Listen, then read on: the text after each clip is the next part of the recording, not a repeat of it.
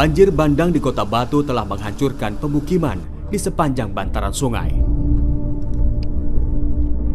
Data BPBD Kota Batu mencatat, sebanyak 124 keluarga terdampak.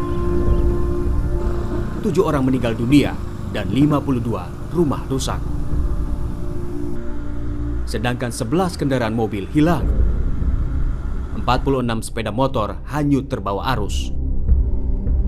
Dan 128 hewan ternak dilaporkan hilang.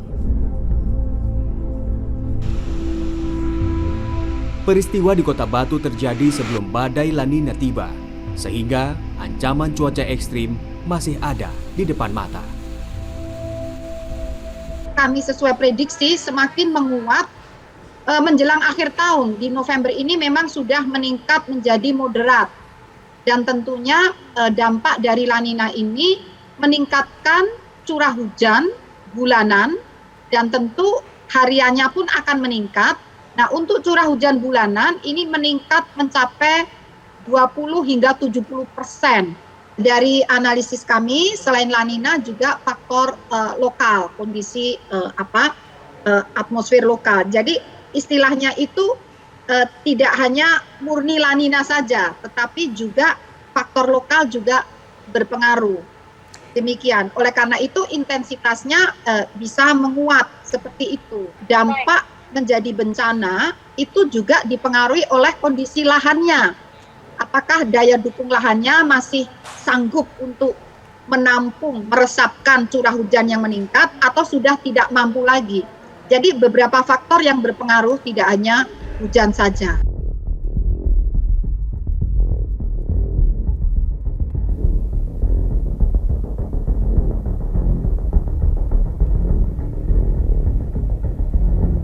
Hari ini saya akan menemui Wali Kota Batu Dewanti Rumpoko untuk mengetahui rencana pemerintah Kota Batu pasca banjir bandang.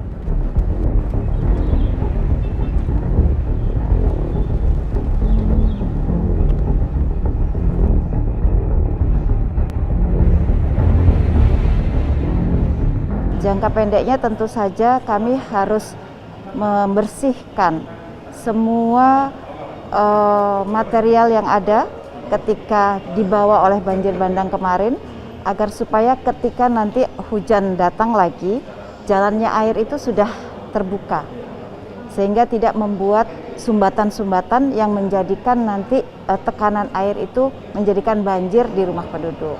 Kami akan merelokasi warga-warga yang berada di bantaran sungai untuk tidak boleh tinggal di bantaran sungai tersebut.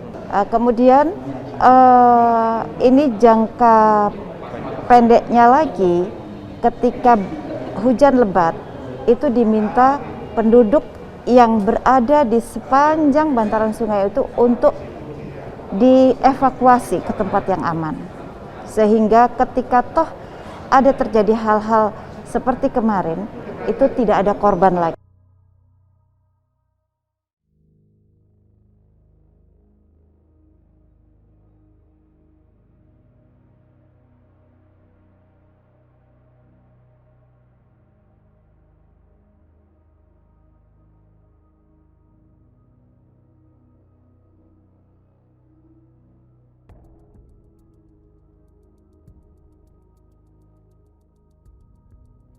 Pendek ini tentu saja kalau di wilayah hutan kita akan melakukan tindakan atau kegiatan sipil teknis berupa tanaman-tanaman yang bisa mengurangi laju erosi dan juga laju air ya yang langsung ke sungai. Artinya apakah nanti kita menanam dengan rumput gajah, kemudian atau juga tanaman vertiper ataupun jenis lain yang secara teknis dia bisa mengurangi run off, mengurangi laju air yang cepat ke sungai. Kemudian yang kedua, tentu saja mungkin kita perlu mensosialisasikan kepada masyarakat penggarap tadi yang hampir sekitar, kalau 2.000 hektar biasanya 1 hektar itu ada 4 orang, berarti ada sekitar 8.000 penggarap di dalam kawasan hutan yang perlu kita informasikan bahwa kita akan melakukan penanaman pohon di situ untuk jangka panjangnya. Kita berharap masyarakat bisa melakukan alih komoditi, jadi tidak hanya tanaman pertanian yang semusim tetapi juga tanaman perkebunan, misalnya apakah ditanamin kopi, kemudian atau ditanamin jeruk yang sekarang mungkin cocok di situ dan secara ekonomi juga masyarakat bisa mengambil manfaatnya.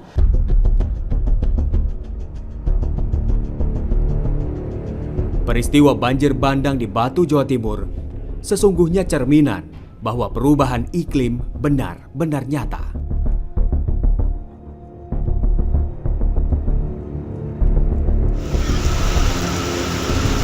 Hulu Kerto berduka. Banjir bandang telah melewati